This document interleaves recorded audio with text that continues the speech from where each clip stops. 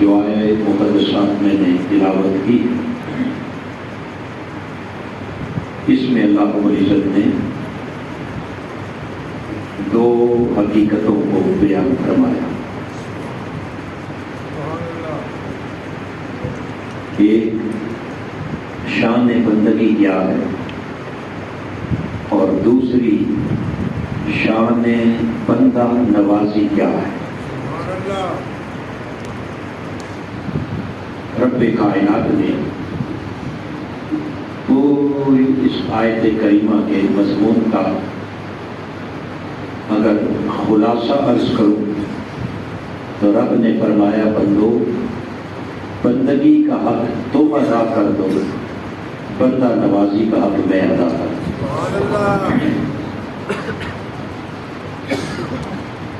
شان بندگی کو چکے خالق کائنات نے استقامت سے تعبیر کیا اور ارشاد فرمایا ان الذین قالوا ربنا اللہ، بے شک وہ لوگ جنہوں نے ایک بار کہہ دیا کہ ہمارا رب اللہ، بولیے ہمارا رب اللہ، ثم استقاموا، پھر اس پر ثابت قدم ہو گئے، ڈٹ گئے، جم گئے۔ خالق کائنات نے فرمایا تتنزل علیہم الملائکہ، ایسے خوش نصیبوں کے لیے اللہ رب العزت آسمان سے اپنے فرشتے نازل فرماتا ہے۔ نزول ملائکہ ہوتا ہے، فرشتے آتے ہیں اور وہ ملائکہ آ کر ان بندگان خدا سے کہتے ہیں اللہ تخافوا ولا تحزنوا، اے بندگان خدا اس سفر حیات میں نہ تو خوف کرو نہ غم کرو، نہ خوف کھاؤ نہ غم کرو، وَأَبْشِرُوا بِالْجَنَّةِ، اور پھر وہ فرشتے انہیں جنت کی خوشخبری سناتے ہیں۔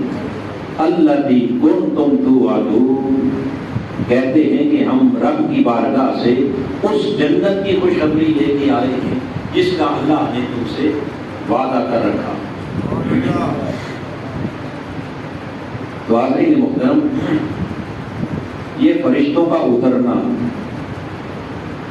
اور خوف اور غم کا دور ہو جانا اور جنت کی بشارت، اور اس سے بڑھ کر پھر اور اللہ کے بڑے بڑے انعامات، ان سارے انعامات کے لیے بنیادی شرط جسے قرآن مجید نے بیان کیا وہ ہے قالوا ربنا اللہ، جنہوں نے کہہ دیا کہ ہمارا رب، بولیے ہمارا رب اللہ، ذرا اونچا بولیے ہمارا رب اللہ۔ اب رب اللہ کا معنی کیا ہے؟ چونکہ رب کا لغوی معنی ہے پالنے والا، کیا کرنے والا؟ رب جو ربی تربیت، یعنی کسی کو اس کی حیثیت کے مطابق رفتہ رفتہ پروان چڑھانا، پرورش کرنا، پالنا، اس کی ضروریات کو پورا کرنا۔ تو رب اللہ کا معنی یہ ہے کہ جنہوں نے اپنے رب پر اپنا توکل کامل کر لیا۔ کیا بولیے؟ بس جن کا بھروسہ رب کی ذات پر ہو گیا، جن کا توکل خدا پر ہو گیا، اور جنہیں اس بات کا یقین ہو گیا کہ پالنے والا وہی، پرورش کرنے والا، رزق دینے والا، ہماری ضروریات کو پورا کرنے والا، ہماری مشکلوں کو ٹالنے والا، بولیے کون؟ اللہ۔ اب توکل کا یہ معنی ہرگز نہیں کہ وہ اسباب کو چھوڑ دیتے ہیں، نہیں۔ جو اللہ نے اس دنیا میں اسباب وسائل بنائے ان کے ترک کا نام توکل نہیں۔ اسباب اختیار کرو، اسباب کو بروئے کار لاؤ، مگر جب بات آئے بھروسے کی تو بھروسہ اسباب پر نہیں، بھروسہ صرف خالق کائنات کی ذات پر۔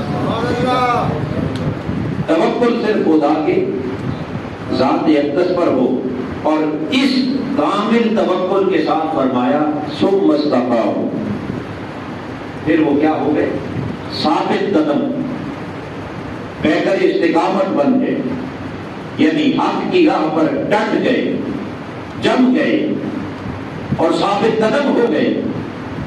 پھر ان کا پایا استقلال میں کبھی لغزش نہ آئی۔ ایسے لوگوں کے لیے اللہ پاک نے فرمایا کہ پھر میں اپنی کرم نوازی کے سارے دروازے کھول دوں۔ تو حاضرین محترم، رب اللہ کہہ کر اب بنیادی شرط کیا ہے؟ وہ ہے استقامت۔ کیا ہے؟ بولیے۔ آقا علیہ السلام کی بارگاہ میں حضرت سفیان بن عبداللہ رضی اللہ تعالیٰ، آپ نے عرض کیا رسول اللہ قل لی فی الاسلام قولا لا اسأل عنہ بعدا، حضور مجھے دین اسلام کے حوالے سے کوئی ایسی بات، خاص بات، راز کی بات، گر کی بات، پتے کی بات بتائیں، اور ایسی بات بتا دیں آج لا اسأل عنہ بعدا کہ پھر آپ کے بعد ساری زندگی کبھی کسی سے پوچھنے کی ضرورت ہی نہ رہے، کبھی کسی سے سوال کرنے کی نوبت نہ رہے، بولیے نہ آئے۔ آقا علیہ السلام نے حضرت سفیان کو مخاطب کر کے فرمایا قل آمنت باللہ، بس ایک بار کہہ دو میں اللہ پر ایمان لایا، ثم استقم، پھر اس پر ثابت قدم ہو جا، یعنی خالی زبان سے ایمان نہیں بلکہ اپنے عمل کے ساتھ پھر اس ایمان پر کیا؟ ثابت قدم ہو جانا اور بہتر استقامت بن جانا۔ بس جو بہتر استقامت بن گیا، رب کائنات کی کرم نوازی کے سارے دروازے اس کے لیے کھل گئے۔ تو جب بنیادی شرط استقامت ٹھہری، تو یہاں سوال یہ ہے کہ استقامت کیا ہے؟ بولیے استقامت کیا ہے؟ آئیے آئمہ مفسرین نے جو استقامت کا معنی اور مفہوم بیان کیا، امام قرطبی نے، امام آلوسی نے اس استقامت کے معنی اور مفہوم کو بیان کرتے ہوئے تاجدار کائنات صلی اللہ تعالی علیہ وسلم کے عظیم خلفائے راشدین کے قول کو نقل کیا۔ چونکہ میرے آقا کے خلفاء سے بہتر قرآن کی تفسیر جاننے والا اور کوئی، صدیق اکبر سے بڑھ کر قرآن کی تفسیر جاننے والا اور فاروق اعظم سے بڑھ کر، عثمان غنی سے بڑھ کر، اور مولا کائنات علی شیر خدا سے بڑھ کر قرآن کی تفسیر جاننے والا اور کوئی۔ لہذا آپ نے چاروں خلفاء کے اقوال کو نقل کر کے استقامت کے معنی اور مفہوم کو متعین کیا کہ استقامت کیا ہے۔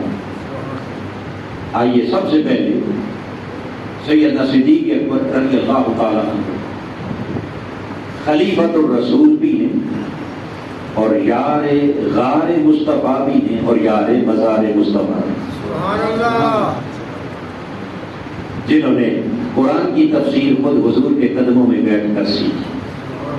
ان سے پوچھا گیا کہ استقامت کیا ہے؟ آپ کے اس کے متعلق دو اقوال ہیں۔ پہلا قول آپ نے فرمایا الاستقامہ ای لم یرجعوا الی عبادت الاوثان، پہلا معنی آپ نے بیان کیا کہ استقامت یہ ہے کہ بندہ رب اللہ جب ایک بار اللہ کو اس نے مان لیا، اب پلٹ کر دوبارہ بتوں کی عبادت کی طرف نہ جائے،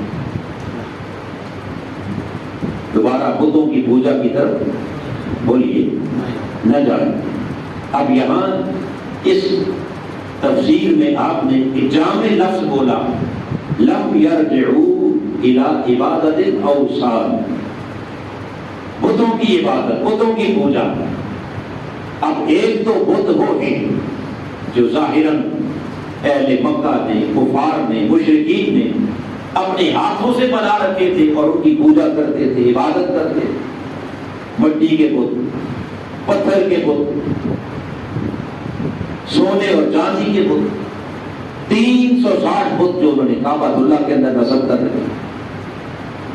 ایک تو وہ ظاہری بت ہے، اور یقیناً رب اللہ کہہ کر استقامت کا معنی یہ ہے کہ پھر پلٹتا دوبارہ ان ظاہری بتوں کی پرستش، بولیے پوجا، عبادت کس کی؟ بندگی کس کی؟ سر بسجود کس کے آگے ہونا؟ جبین نیاز کس کے آگے جھکانا؟ بولیے اللہ کے آگے۔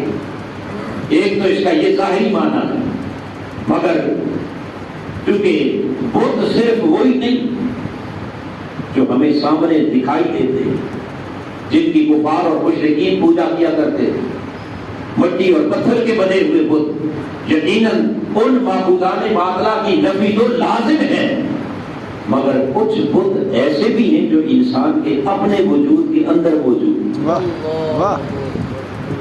جو نظر بولیے دکھائی نہیں دیتے، اور انسان انجانے میں نہ چاہتے ہوئے بھی اپنے ان اندر چھپے ہوئے بتوں کی پوجا کر رہا ہو، پرستش کر رہا ہوتا ہے۔ کون سے بت؟ سامنے دکھائی دینے والے بت وہ تو ہر ایک کو نظر آتے ہیں، مگر اس من کے اندر چھپے ہوئے بت، خواہشات کے بت، انانیت کے بت، ریا کے بت، خود پسندی کے بت، دنیا طلبی کے بت، اور دنیا کی لذات، شہوات اور خواہشات کے بے شمار بت جو ہر انسان نے اپنے اندر سجا رکھے ہیں، اور زبان سے کہہ بھی رہا ہوتا ہے لا الہ الا اللہ، مگر دل ان بتوں کے آگے جھکا ہوا۔ ایمان سے بتائیے ایسا ہے یا نہیں؟ خود خالق کائنات نے قرآن مجید کی سورہ فرقان کو پڑھے، رب کائنات نے فرمایا ارائیت الذی من اتخذ الہہ ہواہ، اے پیارے حبیب آپ نے ایسے لوگوں کو نہیں دیکھا کہ جنہوں نے اپنی خواہش نفس کو اپنا الہ بنا رکھا؟ من اتخذ الہہ ہواہ، جنہوں نے ہوائے نفس کو، خواہش نفس کو، چاہتے نفس کو اور اس دنیا کی لذتوں، خواہشوں، شہوتوں کو اپنا الہ بنا رکھا ہے، معبود بنا رکھا ہے۔ گویا جس طرح رب کے سامنے جھکا جاتا ہے، کچھ ایسے بھی ہیں جو قدم قدم پر خواہشات کے آگے جھکے ہوئے، نفس کی رغبتوں، لذتوں، چاہتوں کے آگے بولیے جھکے ہوئے۔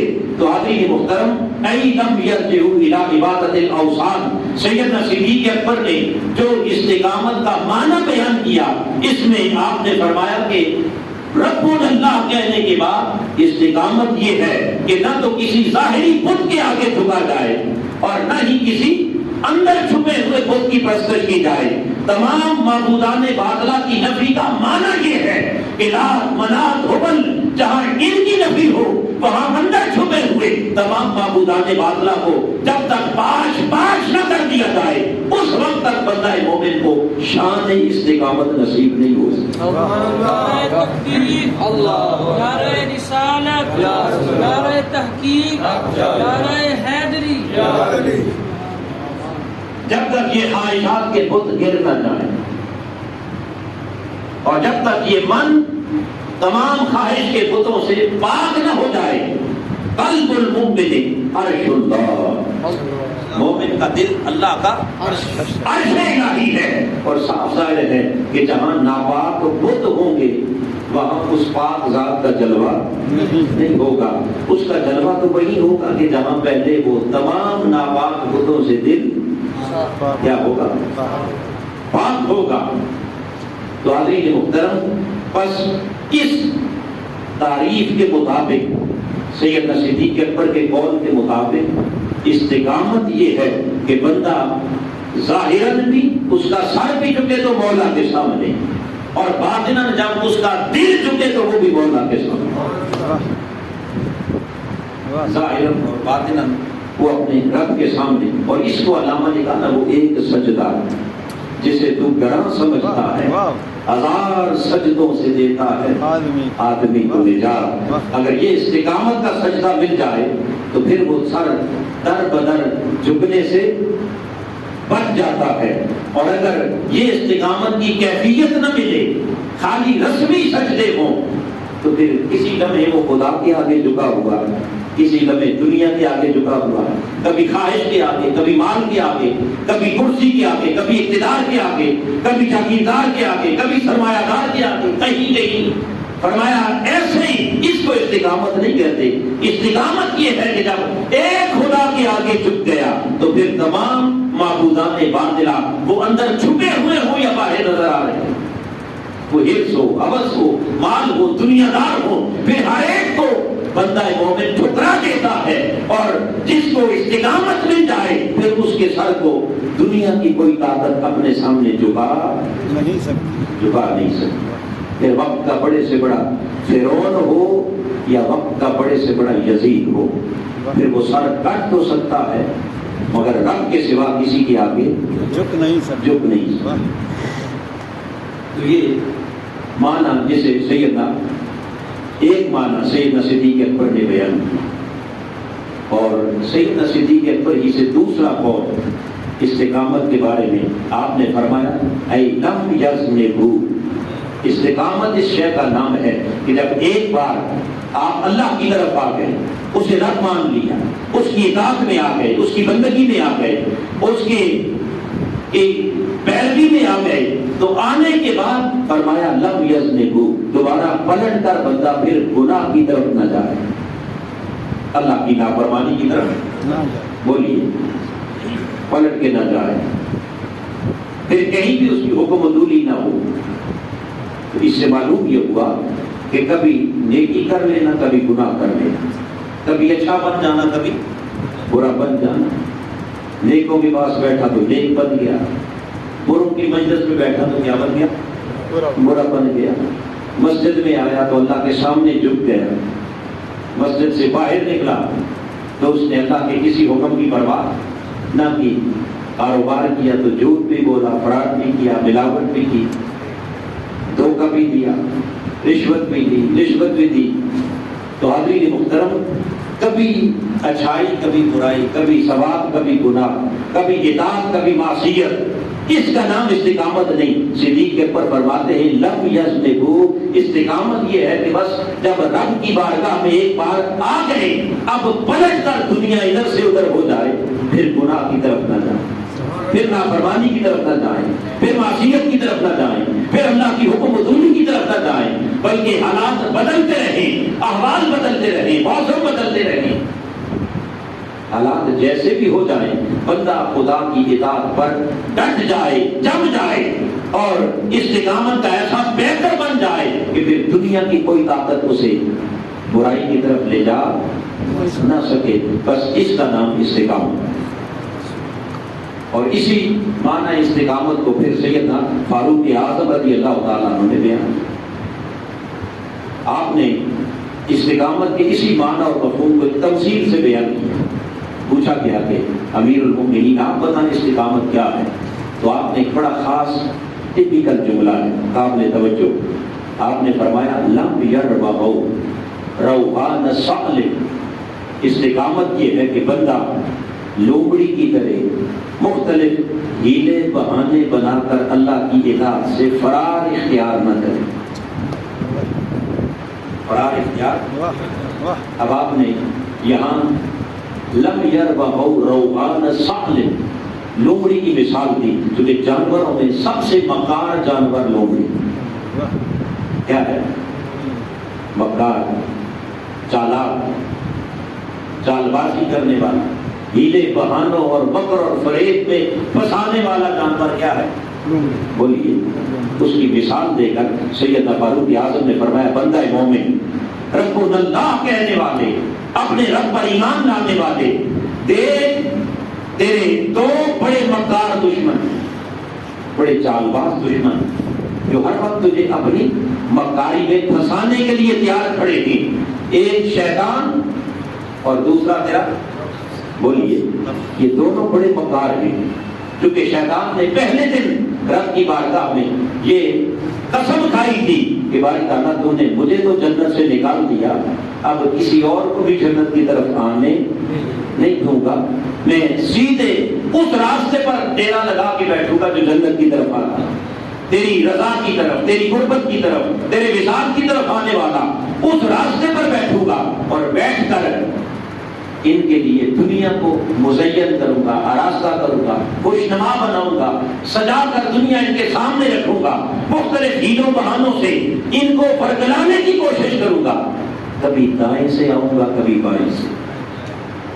یہ قرآن ہے. کبھی دائیں سے حملہ کروں گا، کبھی بائیں سے. کبھی سامنے سے آؤں گا، کبھی پیچھے سے. کچھ وہ ہوں گے کہ جن پر ڈائریکٹ اٹیک کروں گا، کچھ وہ ہوں گے کہ جن کا سامنا تو میں نہیں کر سکوں گا، ان کو پیچھے سے چھپ کر حملہ کروں گا.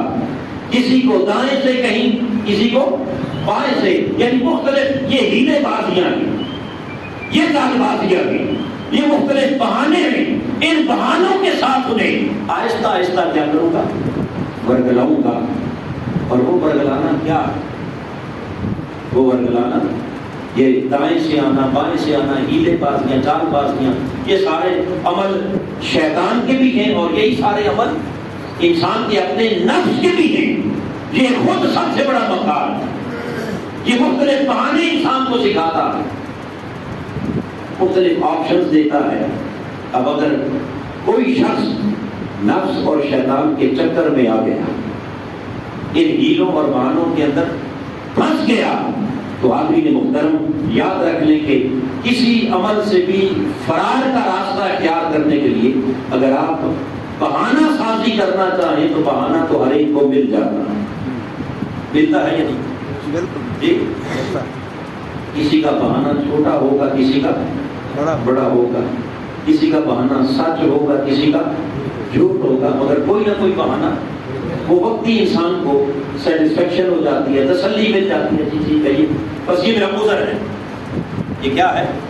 بولیے. ہم اپنی زندگی میں دیکھتے ہیں کتنے معاملات ہیں کہ وہ مختلف بہانے یہ نفس اندر پیدا کرتا، شیطان آ کر القاء کرتا، ذہن میں ڈالتا ہے. کوئی بات نہیں یار، کیا ہو گیا آج اگر نماز تھوڑی لیٹ ہو گئی تو کیا فرق پڑا؟ روز وقت پر پڑھی تو آج دیر سے پڑھ لی تو کیا ہو گیا؟ کل پھر کل پر ہو جائے گا. آج رہ گئی ہے، ہر روز ادا کرتے ہو تو ایک دن اگر رہ بھی گئی تو کون سی کو کیا پتا. یہ دیکھیں اس سے کتنی بڑی تیری مجبوری تھی، کتنا اہم کام تھا، کتنا ضروری کام تھا جو تم نے کرنا تھا، تم نے اپنا وہ کام کر ڈالا. یہ دیکھیں کتنا تجھے اس کاروبار سے کتنا پروفٹ ملے گا، کتنا نفع ملے گا، یہ تم نے ایک اچھا نیا گاہک بنا دیا. نماز تو پھر یہ پھر مل جائے. غلام ایک عمل کوئی بات نہیں، رہ گیا تو کیا فرق پڑا. درس قرآن کی مجلس ہے، اللہ کے دین کی دعوت ہے، اگر آج نہیں دے سکے تو پھر دے دیں گے. اس مجلس میں آج نہیں آ سکے تو وہ بہانہ کیا ڈال ہوتا ہے؟ یہ کوئی آخری درس تو نہیں ہے، یہ تو ہر مہینے ہوتا رہتا ہے. آج نہیں تو اگلی بار پھر چلے جائیں. ایسا ہوتا ہے یا نہیں؟ آج تیری طبیعت ٹھیک نہیں ہے، آج مجھے تھوڑا بخار ہے، تھکاوٹ ہے، سفر کر کے آیا ہے، فلاں فلاں فلاں. بس یہ تو سارے بہانے جو انسان کو مطمئن کر کے اللہ سے دور کرتے چلے جاتے ہیں. قرآن سے دور، دین سے دور، نماز سے دور، بندگی سے دور، مخلوق خدا کی خدمت سے دور، اللہ کے قرب و وصال سے دور. فرمایا سیدنا فاروق اعظم نے کہ لوگوں بس اس لومڑی کے اس چال بازیوں کی طرح یہ نفس اور شیطان تمہیں قدم قدم پر ورگلاتا ہے، پھنساتا ہے. اگر ان چالوں میں پھنس گئے تو رب اللہ کہہ کر بھی تمہیں استقامت نصیب نہ ہوئی. استقامت یہ ہے کہ ان سارے ہیلوں بہانوں کو اٹھا کر ایک طرف بھیج دو اور نفس اور شیطان کی ان ساری چالوں کو ناکام بنا کر پھر آ جاؤ اپنے مولا کی بارگاہ میں، اور کسی قدم پر بھی تمہارا قدم لڑکھڑانے نہ پائے. اگر یہ کیفیت مل گئی تو اس کا نام استقامت ہے. یہ ہے ثم استقام. ہزار بہانے نفس بنائے، شیطان چال بازیاں کرے، مگر اس ہیلے اور بہانے کا سہارا لے کر آپ نے حق کی راہ سے فرار اختیار بولیے نہیں کرنا. اگر بہانے کا ایک بار سہارا، یہ بات ذہن میں رکھ لیں، ایک بار اگر بہانے کا سہارا لے لیا تو پھر ساری زندگی بہانے ختم نہیں ہوں گے. بولیے بہانہ ختم، وہ ہر روز مل جائے گا نئے سے نیا، اور آہستہ آہستہ آہستہ وہ بندے کو اپنے اس اصل راستے سے دور لے جائے گا. یہ ہے استقامت کا معنی، جسے سیدنا فاروق اعظم رضی اللہ تعالیٰ عنہ نے بیان کیا. پھر سیدنا عثمان غنی رضی اللہ تعالیٰ، آپ سے پوچھا گیا کہ آپ کے نزدیک استقامت کیا ہے، تو آپ نے اس سے بھی اگلا ایک معنی بیان کیا. فرمایا ای اخلص العمل، استقامت یہ ہے کہ لوگوں اپنے اعمال میں اخلاص پیدا کریں.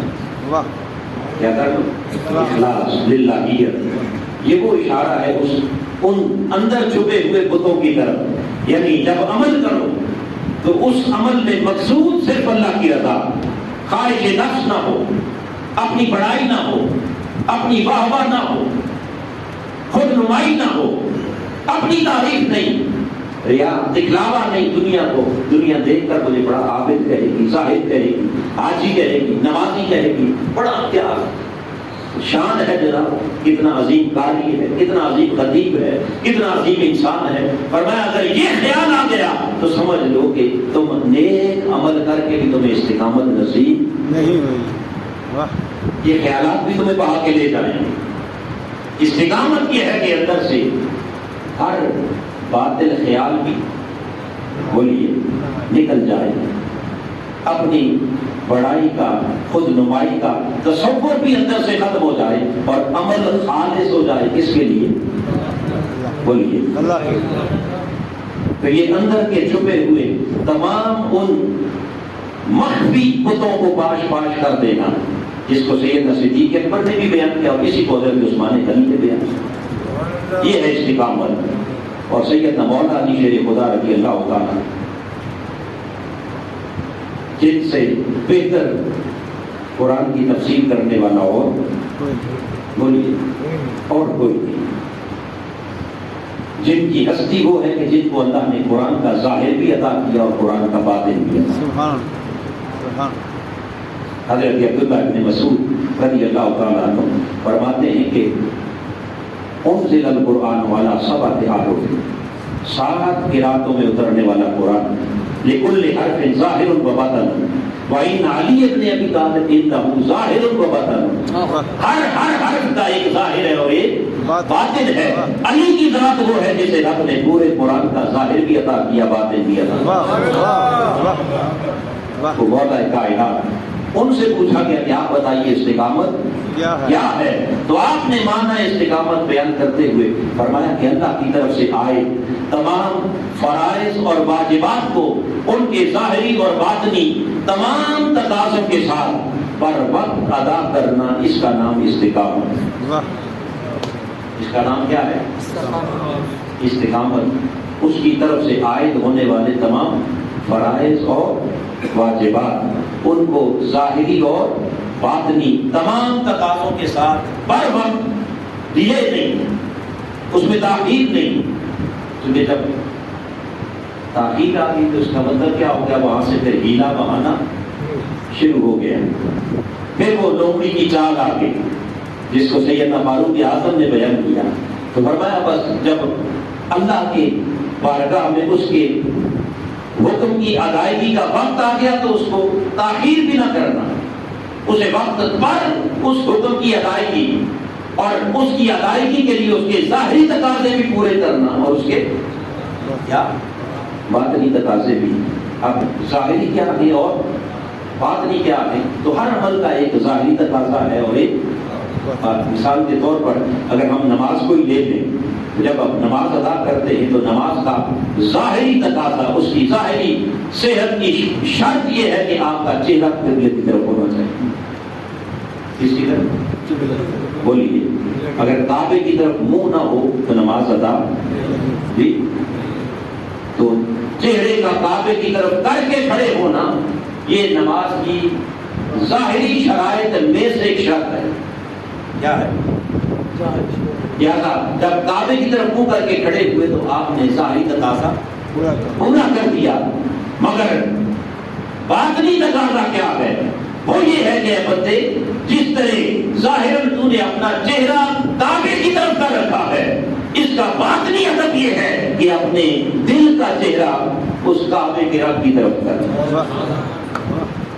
دل کا چہرہ اس کعبے کے اپنے مولا کی طرف کر لے۔ جب تک اندر ظاہری شرط تو پوری ہو گئی، چہرہ قبلے کی طرف ہے، مگر دل کا رخ جب تک خدا کی طرف نہیں، وہ دل مختلف خیالات سے بھرا پڑا، اس میں مختلف خواہشیں، امنگیں، آرزوئیں، چہرہ قبلے کی طرف ہے، زبان تلاوت قرآن کر رہی ہے، زبان تسبیح کر رہی ہے، مگر دل دنیا کے خیالات پہ گرا ہوا ہے۔ تو ظاہری ادب تو ہو گیا، مگر باطنی ادب بولیے نہیں۔ اگر باطنی ادب سے بھی خالی ہے تو یہ بھی استقامت نہیں۔ آپ نے فرمایا جب ظاہری باطنی تمام تقاضے پورے ہو جائیں اور پھر اللہ کے احکام کو اس کے وقت پر صحیح طریقے سے ادائیگی ہو جائے تو بس اس کامل ادائیگی کا نام کیا ہے؟ استقامت۔ تو یہ کیا ہے؟ تو حضرت محترم سیدنا صدیق اکبر کا فرمان ہو، فاروق اعظم کا قول ہو، عثمان غنی کا بیان ہو، یا مولا کائنات کی استقامت کی بیان کردہ تفسیر ہو، ان تمام اگر اقوال کو سامنے رکھ لیں تو ظاہر کی بھی اصلاح، باطن کی بھی اصلاح، پلٹ کے گناہ کی طرف نہ جانا، پلٹ کے نہ فرمانی کی طرف نہ جانا، اور اس کی اطاعت پر ڈٹ جانا، جم جانا، یہ کیا ہے؟ بولیے۔ جب یہ استقامت بندے کو مل جائے، اس پر قرآن کہتا ہے تتنزل علیہم الملائکہ، پھر ان خوش نصیبوں کے لیے اللہ آسمان سے فرشتے بھیجتا ہے، ملائکہ آتے ہیں۔ اب سوال یہ ہے کہ وہ ملائکہ کب آتے ہیں، کس وقت آتے ہیں، کس کیفیت میں آتے ہیں؟ تو یہاں ائمہ محققین نے دو اقوال بیان کیے۔ پہلا عمومی قول یہ ہے کہ یہ فرشتے آتے ہیں بوقت موت۔ کب آتے ہیں؟ جب موت کا وقت آتا ہے، جزا کی تلخیاں، سختیاں اور موت کی پریشانیاں آتی ہیں، اس وقت اللہ پاک پھر اپنے ملائکہ فرشتوں کو بھیجتا ہے، اور وہ فرشتے آ کر اس بندہ خدا کو خوشخبری سناتے ہیں، اللہ تخافوا ولا تحزنوا۔ تو بوقت موت فرشتوں کا آنا اور آ کر اسے خوشخبری سنانا اور اس کی روح کا استقبال کرنا، یہ آقا علیہ السلام کی حدیث پاک سے ثابت ہے۔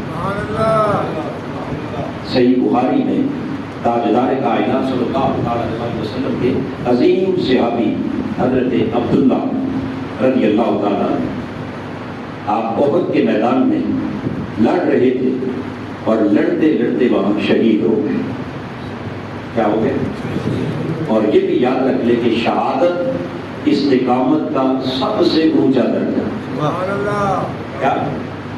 استقامت کا سب سے اتنا اعلیٰ درجہ کہ بندہ حق کی خاطر ایسا ڈٹ جائے کہ وہ ڈٹ کر کٹ جائے، باطل کے آگے نہ جائے، حق کی خاطر جان دے دینا، سر دے دینا، یہ استقامت کا سب سے بولیے اعلیٰ درجہ۔ تو حضرت عبداللہ کو جب شہید کیا گیا تو شہید کر کے کفار نے آپ کے جسم کے تمام اعضاء کاٹ دیے،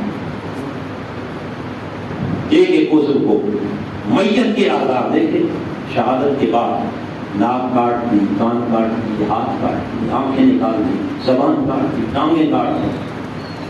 اب یہ جو کٹے ہوئے اعضاء تھے ان کو ایک کپڑے کے اندر ایسے لپیٹ کر کفن دے کر تاجدار کائنات کی بارگاہ میں لائے۔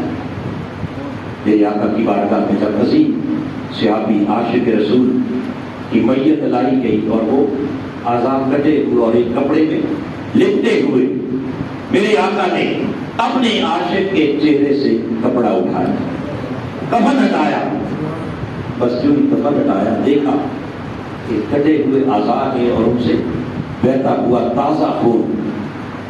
قریب ہی حضرت عبداللہ کی بہن آپ نے گزرتے ہوئے ایسے جب حضور نے کپڑا ہٹایا، عبداللہ کی بہن کی نگاہ بھائی کے جب چہرے پر پڑی دیکھا کہ تمام اعضاء کٹے ہوئے اور اسے تازہ خون بہ رہا ہے، بہن سے یہ بھائی کی حالت برداشت نہ ہو سکی، تڑپ گئی، لرز گئی، بے ساختہ ان کی چیخ نکل گئی۔ جب چیخ نکلی، آواز بلند ہوئی، اب تاجدار کائنات نے حضرت عبداللہ کی بہن کو وہاں مخاطب کیا اور مخاطب کر کے فرمایا لا تبکی، اے عبداللہ کی بہن آج اپنے بھائی کے اس حال پر رو نہیں۔ کیا کہا؟ بولیے، رو نہیں، چیخو پکار نہ کر، ادھر آ، حوصلہ کر، میں تجھے کچھ اور دکھانا چاہتا ہوں۔ حضرت عبداللہ کی بہن کو میرے آقا نے تسلی دیتے ہوئے لا تبکی فرمایا رو نہیں، آگے ما زالت الملائکۃ تظلہ باجنحتہا، میرے آقا نے فرمایا دیکھ احد کے میدان سے عرش معلیٰ تک قطار اندر قطار ملائکہ کھڑے ہیں، صف در صف فرشتے آ رہے ہیں اور اپنے نورانی پروں سے پر ملا کر دیکھ عبداللہ کے جنازے پر سایہ کیا۔ حضور نے دکھا دیا کہ پوری فضا میدان احد سے عرش معلیٰ تک فرشتوں کے نور سے بھری ہوئی اور ملائکہ اپنے نورانی پروں سے پر ملا کر عبداللہ کے جنازے پر سایہ کر رہے ہیں، فرشتوں کی نورانی بارات آ رہی ہے۔ یہ سارا منظر حضور نے دکھا دیا کیونکہ قرآن نے کہا تتنزل علیہم الملائکہ، جو استقامت کا بہتر حق کی خاطر ڈٹ جانے والا اور حق کی خاطر ڈٹ جانے والا، جان دے دینے والا اور باطل کے ساتھ سمجھوتا نہ کرنے والا، اس کے لیے اللہ پاک نے فرمایا پھر دیکھو ہم یوں آسمان سے ملائکہ بھیج، فرشتے آتے ہیں اور وہ فرشتے آ کر اس مرنے والے سے کہتے کیا ہیں؟ وہ کہتے ہیں اللہ تخافوا ولا تحزنوا، اے بندہ خدا کیا ہوا؟ موت کی سختیاں ہیں، تلخیاں ہیں، ندا کی سختیاں ہیں، مگر اللہ تخافوا، رب نے پیغام دے کے بھیجا ہے تمہارے پاس کہ خبردار خوف نہ کرنا، خوف ولا تحزنوا، غم بھی نہ کرنا، وَأَبْشِرُوا بِالْجَنَّةِ، فرشتے کہتے ہیں کہ بندے ہم تیرے پاس جنت کی بشارت لے کے آئے ہیں، ابھی لمحہ آ گیا ہے کہ جب تیرا خدا خود جنت کے دروازے کھول کے تیرا انتظار کر رہا ہے۔ خوف بھی دور ہو گیا، اب یہ بات قابل غور ہے، خوف بھی کیا ہو گیا، غم بھی دور ہو گیا، اور ساتھ اگلی خوشخبری مل گئی کہ جنت تیری منتظر ہے، جنت کے دروازے تیرے لیے کھلے پڑے ہیں۔ بس جب خوف بھی دور ہو گیا، غم بھی دور ہو گیا، جنت کی بشارت آئی، نتیجہ یہ ہوا کہ وہ مرنے والا ان ملائکہ کے اس تسلی کے ذریعے رب کائنات اس کو وہ اطمینان کی کیفیت دے دیتا ہے کہ پھر وہ مرتے ہوئے چیخو پکار نہیں کرتا، بلکہ بقول علامہ اقبال کے جب جا رہا ہوتا ہے تو چہرے پر مسکراہٹ، نشان مرد مومن با چپ گویم جو مرد آئے تبسم پر لبے روز، مومن کی شان یہ ہے کہ جب موت کا وقت آتا ہے تو اس کے چہرے پر مسکراہٹ ہوتی ہے، اس کے چہرے پر کیا بولیے۔ تو یہ تو ایک قول ہے کہ ملائکہ آتے ہیں تب جب اس کی موت، بولیے موت کا وقت آتا ہے۔ دوسرا قول جس کو آئمہ محققین نے بیان کیا وہ یہ ہے کہ صرف موت کے وقت نہیں، بولیے صرف موت کے وقت نہیں، بلکہ کچھ بندے ایسے بھی ہیں کہ جن کے پاس ہر وقت فرشتے آتے ہیں، جن کے پاس بولیے اکثر و بیشتر ملائکہ کا آنا جانا بولیے لگا رہتا ہے۔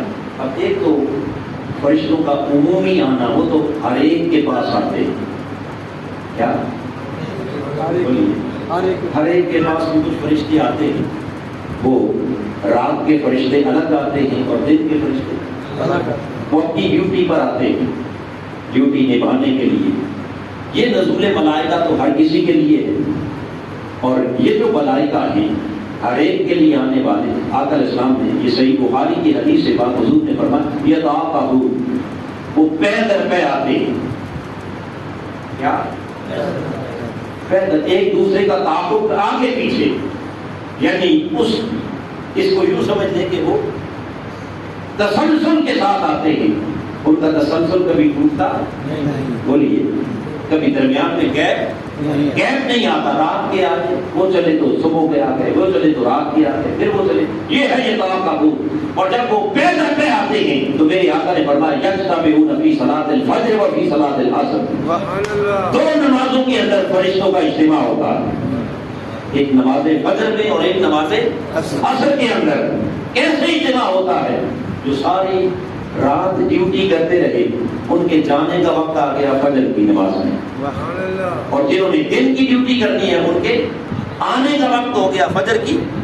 تو فجر کی نماز جب ہوتی ہے تو اس وقت دن کی ڈیوٹی والے آ رہے ہیں، رات کی ڈیوٹی والے بولیے جا رہے ہیں، اور یہ دونوں ایک دوسرے سے مل کے یہ رجسٹر ان کے ہینڈ اوور کر کے اور اگلے جو اسائنمنٹ ہے وہ ان کے سپرد کر کے کہتے ہیں بھائی یہ ڈیوٹی آپ کے حوالے، ہم جا رہے ہیں۔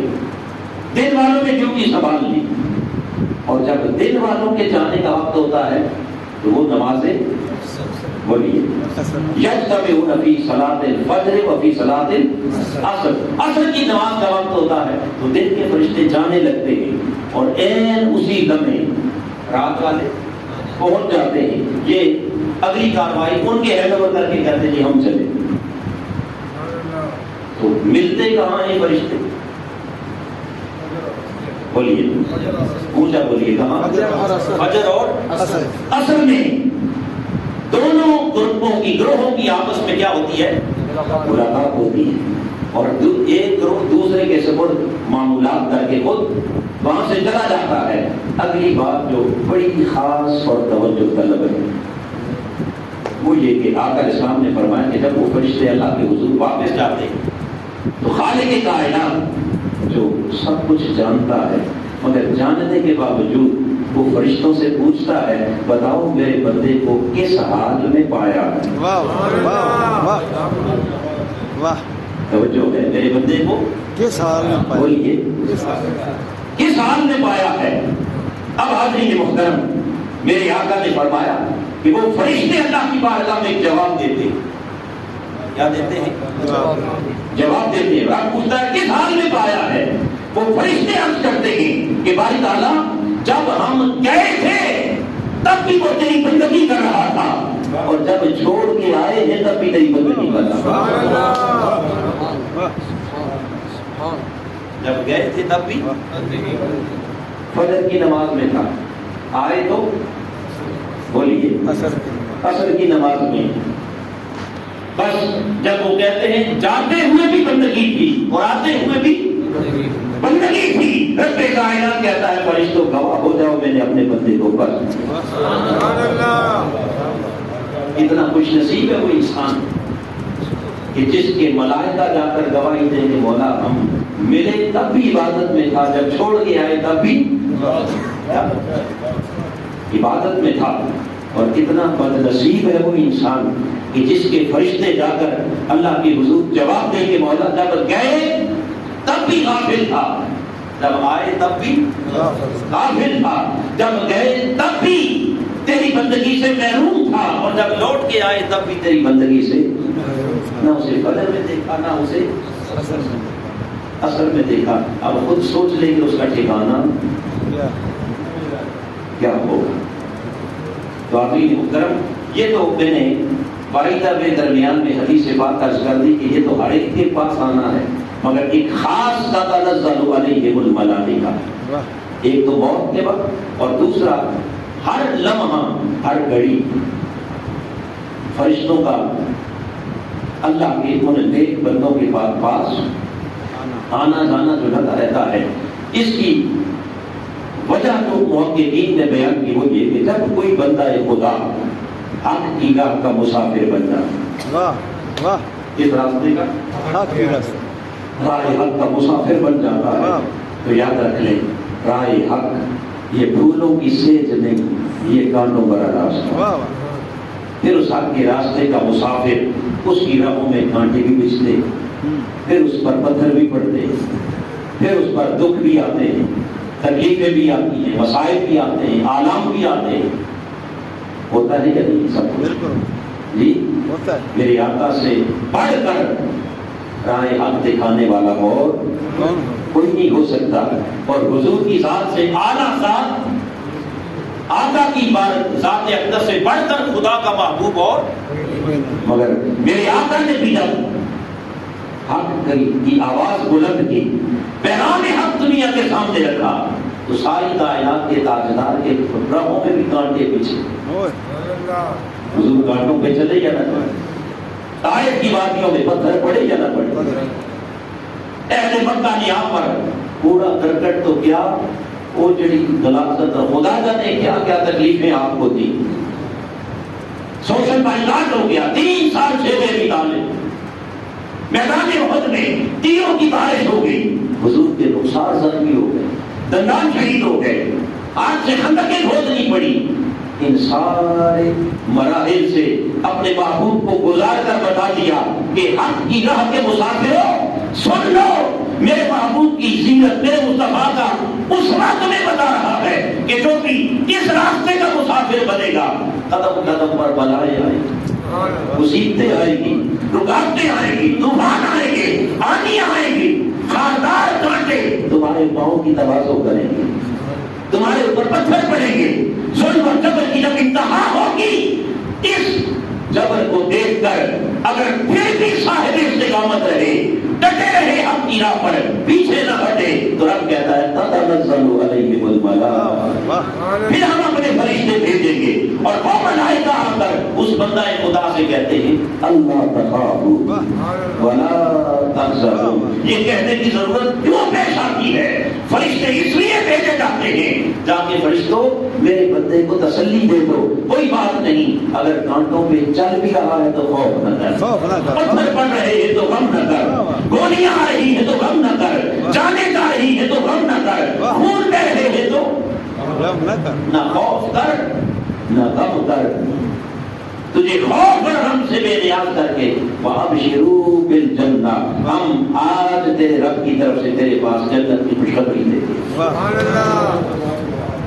نتیجہ یہ ہوتا ہے کہ جب فرشتے آ کر اس بندہ مومن کے سامنے اللہ کا پیغام اور اس کی خوشخبریاں بشارتیں رکھتے ہیں، تو یہاں پھر اہل علم نے 2 اقوال بیان کیے.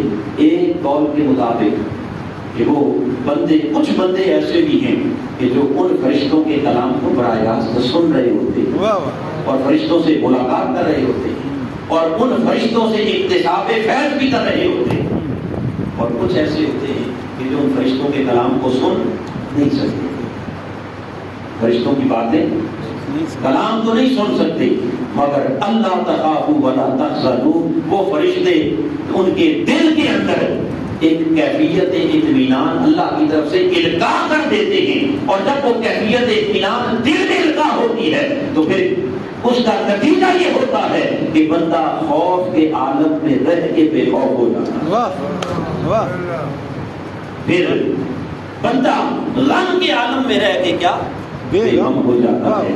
کہ چاروں طرف سے مسائل بھی آتے ہیں، عالم بھی آتے ہیں، طوفان بھی اٹھتے ہیں، آندیاں بھی آتی ہیں، گولیاں بھی چلتی ہیں، لاشیں بھی گرتے ہیں، سب کچھ ہوتا ہے، مگر دیکھنے والے دیکھ کر کانپ اٹھتے ہیں کہ کتنے مشکل گھڑی میں ہے، مگر اس خوف اور غم کے پہاڑوں کے نیچے دبا ہوا انسان، اس کے دل میں اللہ تخافوا ولا تحزنوا کی وہ کیفیت اطمینان اللہ کر دیتا ہے کہ وہ چاروں طرف سے خوف اور غم کے پہاڑ ٹوٹتے ہیں، مگر وہ ان کے درمیان بھی مسکراتا ہے. اسے کوئی خوف زدہ نہیں کرتا، کوئی غم اسے غمگین نہیں کر سکتا.